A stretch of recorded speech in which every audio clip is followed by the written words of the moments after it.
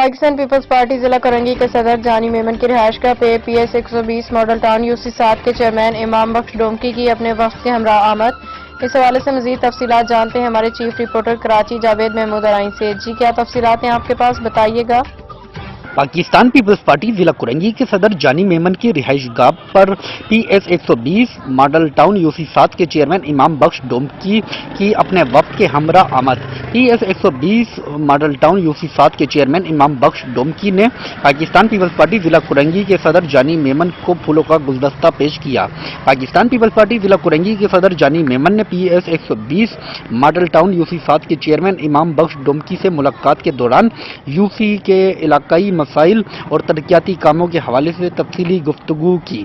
اس موقع پر Pakistan Peoples party کے دیگر جیالے کارکنان بھی موجود تھے۔